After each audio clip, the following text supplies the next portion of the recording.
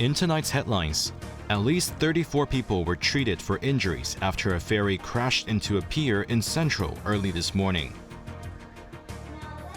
Chief Executive John Lee makes expanding relations with Asean countries a top priority for his administration. And retail sales in Hong Kong declined for a seventh straight month as a growing trend of Hongkongers heading to mainland continues to affect business.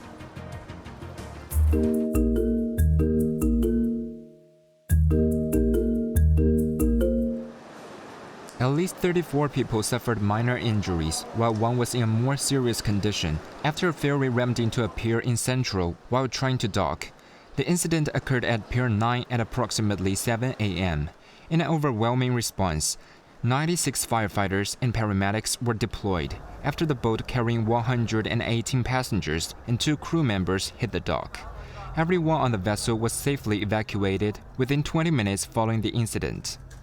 And the ship was not taking in any water, nor was there any fuel leaking. All the injured were subsequently rushed to hospital for treatment, with one suffering rather severe injuries to the back and hand. Pier 9 has been temporarily closed to the public.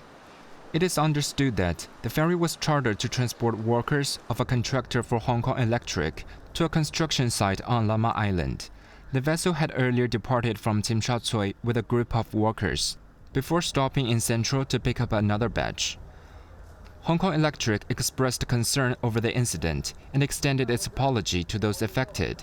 They clarified that the ferry involved was arranged by the contractor, emphasizing that no employees of Hong Kong Electric were involved in the incident. The Marine Department is currently investigating the matter. Structural damage to the pier is also being looked into. Initial findings suggest that the ferry was not overloaded and was in good condition, according to its last inspection conducted in March. Secretary for Transport and Logistics Lam Sai-hong expressed his concern over the incident via social media, offering sympathies to the injured individuals. Kun Yang, Cable News.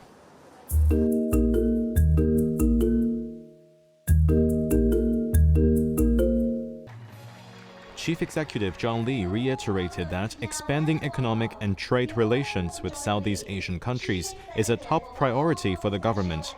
Speaking this morning at the first-ever business forum hosted by the Indonesian consulate, the SAR leader said the geographical coverage of the government's e-commerce Easy Fund will include all 10 ASEAN nations. This expansion aims to help small and medium-sized enterprises better develop their e-commerce projects in these markets. He also mentioned plans to host a Hong Kong shopping festival in the region.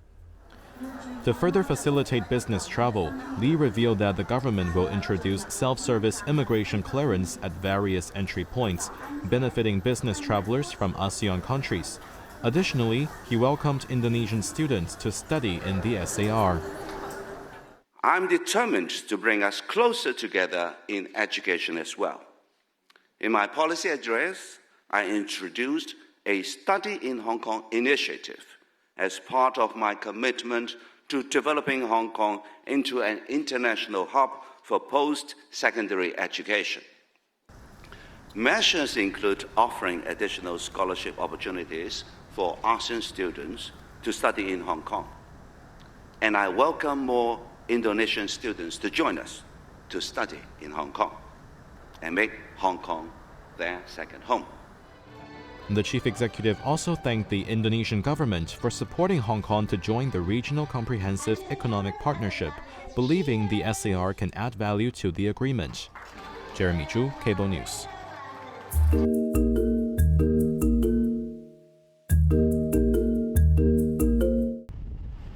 The British suspect charged with the murder of an Indonesian domestic helper has been remanded to custody after appearing in Eastern Court this morning.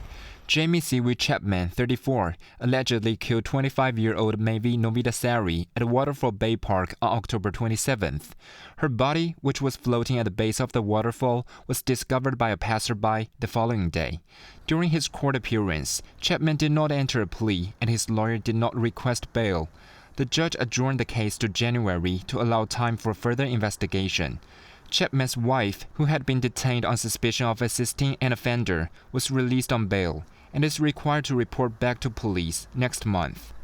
After Novidasari's death last Sunday, Chapman and his wife went to the mainland. The couple was arrested at West Kowloon Station on Tuesday upon their return to Hong Kong. Sources said that Chapman initially told police that the victim, whom he referred to as his girlfriend, died after jumping off a cliff following their breakup on Sunday night. He claimed he fled the scene without contacting authorities after discovering she was dead. The Indonesian consulate is coordinating the repatriation of Novidasari's body and stated they will continue to monitor the investigation.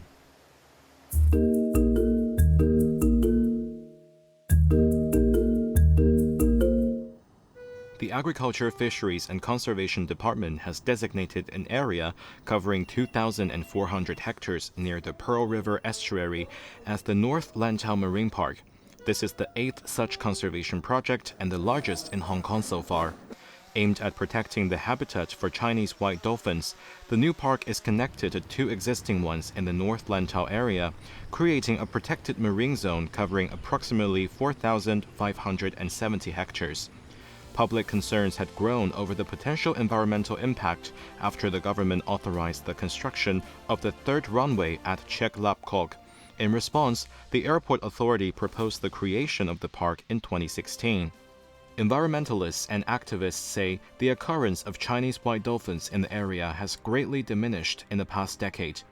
The recurrence is not expected anytime soon, as continuous coastal development work and reclamation projects have altered the marine ecosystem of the mammals. The Conservation Department is in discussions with mainland authorities to establish a marine cooperation platform, enhancing management and enforcement collaboration between the 2 regions.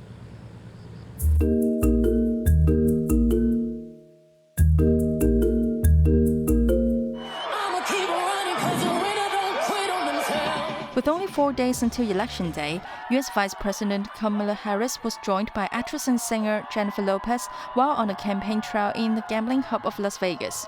In a battle cry by Harris to woo voters in the swing state of Nevada, Lopez talked about her background as a Puerto Rican, especially after a rally by Republican candidate Donald Trump in New York earlier in the week, where a comedian called Puerto Rico a big patch of floating garbage.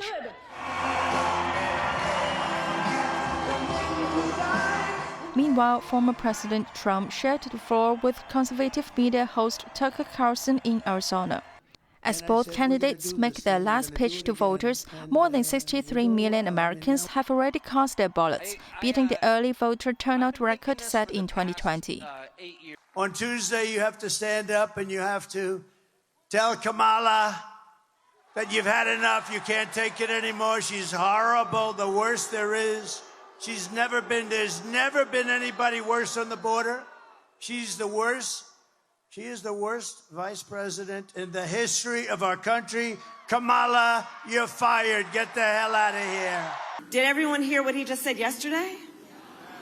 That he will do what he wants, quote, and here's where I'm going to quote, whether the women like it or not. This is the same man who said women should be punished for their choices. He simply does not respect the freedom of women or the intelligence of women to know what's in their own best interest and make decisions accordingly. But we trust women. We trust women.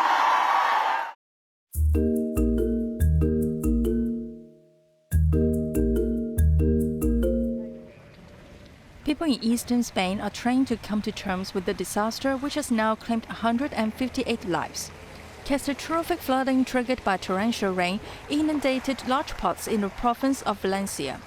Damaged cars were piled up on the muddy streets as residents started the big cleanup. An unknown number of people are still missing, and more victims could be found as rescue workers continue to clear debris. The storm caught residents by surprise after more than 1 year's worth of rainfall was recorded in just 8 hours. This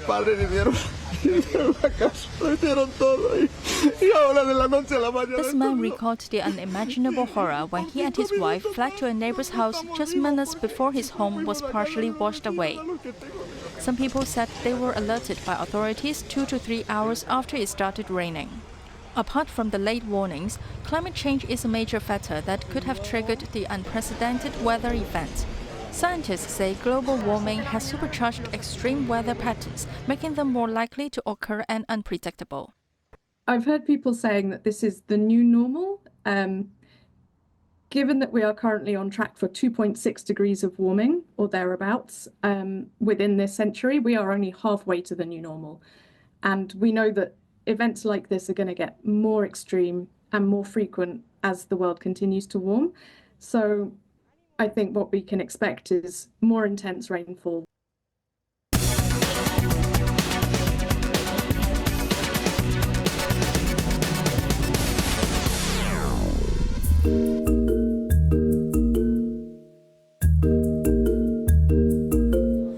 The Asean's retail sales fell 6.9% in September from a year earlier, marking the 7th consecutive month of decline. Provisional data from the Census and Statistics Department showed that the total value of retail sales came in at $29.6 billion. However, the figure was more than 3% lower than that in August, when retail sales plunged 10%. The sales of motor vehicles and parts recorded the biggest lump, with a 26.7% drop. Against a downward trend, sales of books, newspapers, stationery, and gifts increased by 20.3% in value. A government spokesman noted that, while the decline persists, the rate has narrowed. The value of total retail sales actually recorded an increase on a seasonally adjusted month-to-month comparison. Looking ahead, the spokesman said a change in consumer patterns will continue to affect the retail sector in the near future. Nevertheless, an improved outlook for the mainland economy, following recent stimulus measures and the potential easing of the Hong Kong dollar alongside the US dollar from upcoming US interest rate cuts, could boost sentiment and support spending.